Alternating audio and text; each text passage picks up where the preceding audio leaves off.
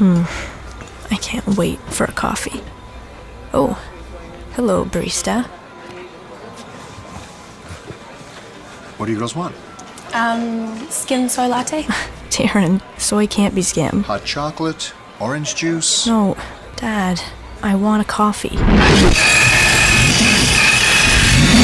Hot chocolate? Great. So I was thinking of going to Sarah's later. Could you give me a ride? Yeah, sure. Are you cool with taking your sister? Yeah. Wait, what? I have my own plan.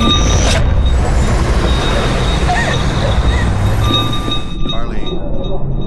Okay, I'll see you tonight, okay?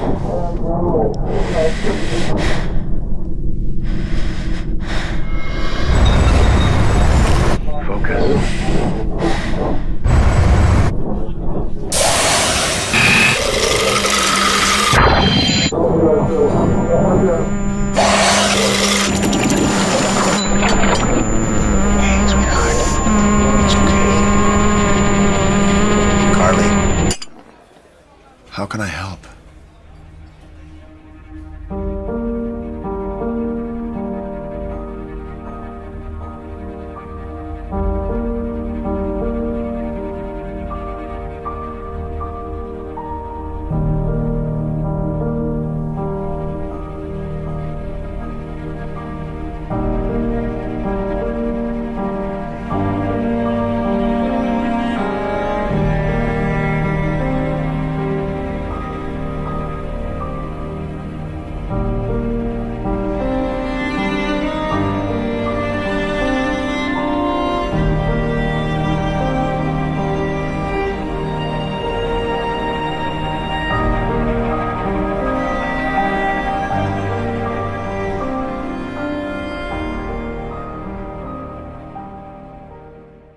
Wow, that was very touching. Even though I know somebody with autism, and he stays in the same block as us. His name's Ryan, and he's well, he can say some words, but not a lot. And I'm positive. I'm positive he's non-verbal, isn't he? I think he is anyway, because it's one of our neighbours, and he gets support 7 days a week. I'm not being funny, but that was quite scary. Like, I wouldn't be like, it's like everything went fuzzy and confusing. It's like she'd been drugged or something. Everything was so, and nobody was listening to what she was saying, and then they were really confusing her as well. I don't understand that, but if that's how it is in a cafe for that girl, good on her for being able to go to a cafe, because the noise is louder, everything's more focused, and I don't know, I just thought it was really, really, really hard to follow.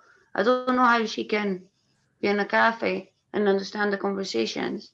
And even her opinion didn't, like, 1 minute she's getting taken somewhere by somebody, and then the next minute the dad changed it.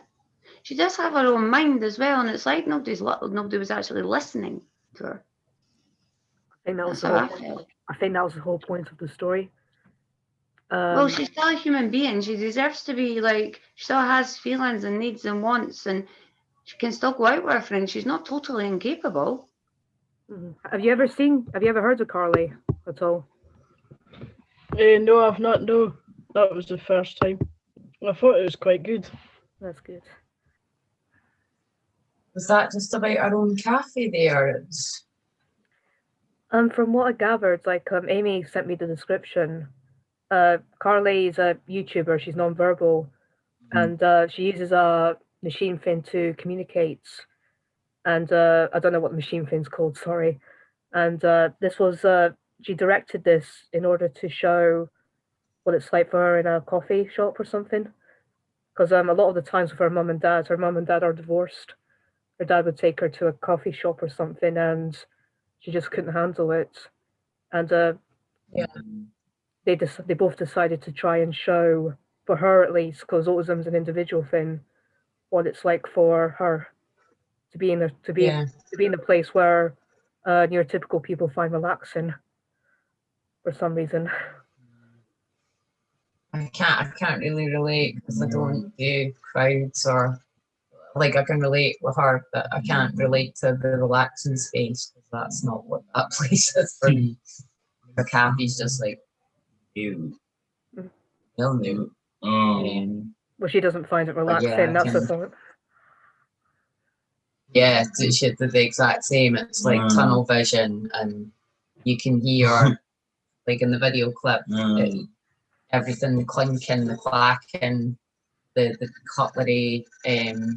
You can hear it more than you can actually hear anything else. No. You know where?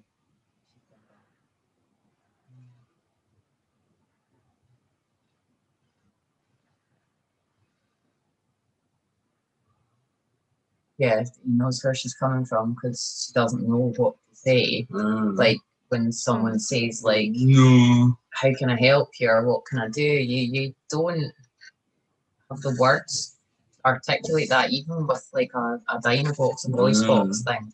Made me sort of feel like sad, you know, that she's got only one person to ask if she's okay and that. From what I read, Amy sent it to me, so I never picked this video. But from what I read, it was trying to show for Carly anyway, because autism is an individual disability. But this is how Carly feels in spaces where other people might find relaxing, like a coffee shop. She's able to pick up lots of noises all the way around her, and it's very overwhelming. Yeah, I can imagine it would be actually. Is there any places that you find overwhelming yourself? Sort of, you know, like busy places, you know, there's lots of people around. Yeah. That was like, felt really closed in.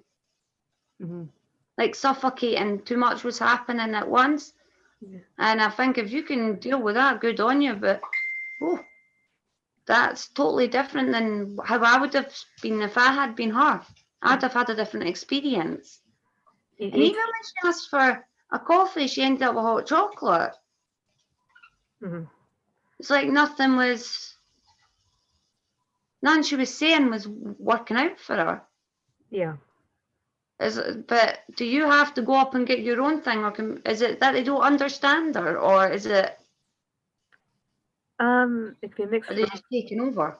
It's just a mixture of one, it's impatient. So when she's trying to give her order and she might be too nervous, they're just like, okay, you're gonna have this. Assuming. Yeah, doesn't it? If I remember right, one of my friends has trouble with money, for example. So she was trying to give the bus driver the money, so she was counting it, and he got impatient, so he took all the money and just put it in the bin. That's just rude. And just told her to get on the bus. That's very rude. In front of everyone. So no, that's not on. That's very rude. I would have put in a complaint straight away because the girl's trying to do the best that she can do. It's not up to the bus driver to decide if she can do better or if he can do it quicker. You should have respect for everybody getting on the bus. I suppose actually living with a condition as well can be quite hard. Yeah. They should be understanding. Like, I don't understand why people don't understand things like that, because I would never have known what it would have been like until you just showed me that video. Like, I had no idea. I would not cope with that. That was just like boom, boom, boom, boom, boom. Yeah. Even at the beginning of that film, when I seen the girl's face, and it was like the adjective that comes to me is the frustration, and Karen, the frustration of people just not understanding or accepting. I know there's a boy that comes up on Facebook and he gets frustrated that people assume because he's not wearing a mask, it's for his health he doesn't wear a mask. Some people that seem to know better scowl at him. He's put it on Facebook a lot on mine that he's frustrated people, and I know it's a thing that's said a lot, but people shouldn't just judge. And the other thing that I see in Morrison's toilet, I really like it. I took a photo of it. Not all disabilities are visible, and that's true. Just try and be understanding. Somebody could be having a really, really horrible day. You could be having a horrible day too, but try and be a bit sensitive. You never know. Amy was the one who picked that video, so I think she felt it explained her version of autism, because autism is an individual disability. It can be Yeah. different, but the same feeling usually with most autistics is it's a very claustrophobic feeling. Lots of things are happening all at once. The noises, I senses. hate being claustrophobic, and that was very claustrophobic. And I'm glad you showed me that, and I'm glad Amy picked it, because see, if not, even though I've been speaking to people about autism and stuff, I still had no idea what that would have been like. And I was sitting here going, oh my Lord, like, what a shame. She doesn't even know where she's coming or going. There's too much going on. She can hear every single noise, every single person talking, every movement. It's too much. Mm-hmm. So, but I've got friends that are autistic, and I didn't realise that's a very good video to actually show, by the way, to make people understand a bit. I think that's why maybe Amy shared it, because to be honest, I think that video has been a massive eye-opener for me. Even after speaking to people, I didn't realise it was anything like that. Mm-hmm.